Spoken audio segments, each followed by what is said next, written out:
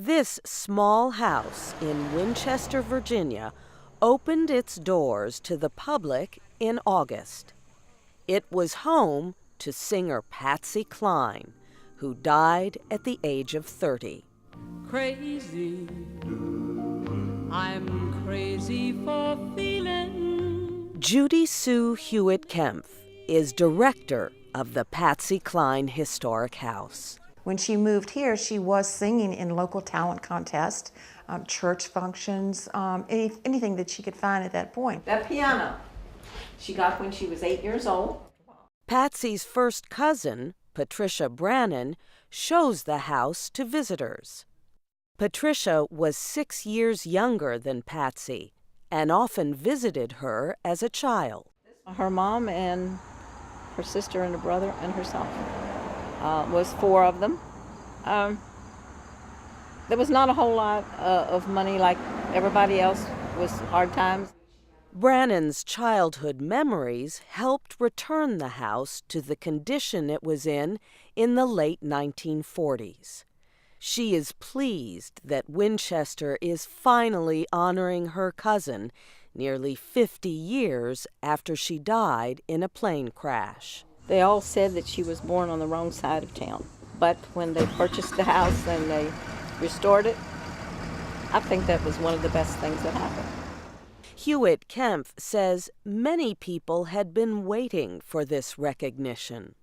I mean, this is where she lived, where she walked, where she ate, where she slept. We can only allow 20 people at a time in the house because the house is very small. And in the first 5 days, we did over 600 people. Babe Ruth is considered one of the greatest baseball players in history. He was born in this house in Baltimore, Maryland. Ruth was born here in 1895, February 6th. Mike Gibbons is executive director of the Babe Ruth Birthplace and Museum. He says Ruth was the first sports superstar. He's the first guy who ever had a sports agent. He's the first guy who ever was used to promote retail goods. Ruth's birthplace was supposed to be destroyed in the 1960s.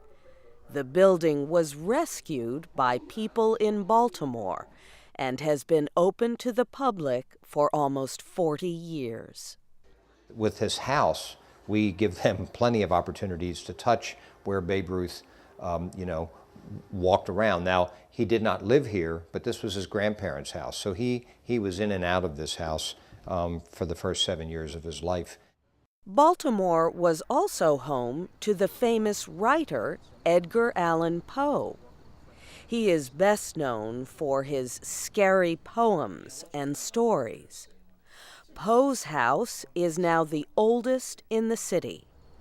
Jeff Jerome is curator of the building. We believe he lived here 1832 to 1835. He was around 25 years old at that time when he lived here, and he shared this small house with his 2 cousins, Henry and Virginia, his Aunt Maria Clem, and his grandmother. Poe's attic bedroom looks much like historians believe it did when the writer lived there. He probably, of course, had a bed, very similar to the one that we have. He had a chair, a washstand, and maybe a small table.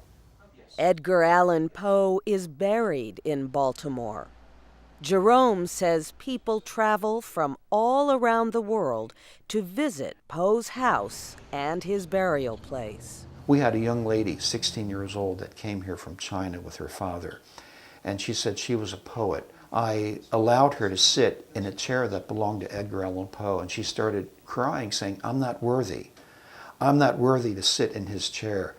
The house could close to the public in 2012 because of financial problems. Jerome hopes that does not happen. He wants others, like the young lady from China, to get a chance to experience the house. I'm Barbara Cline.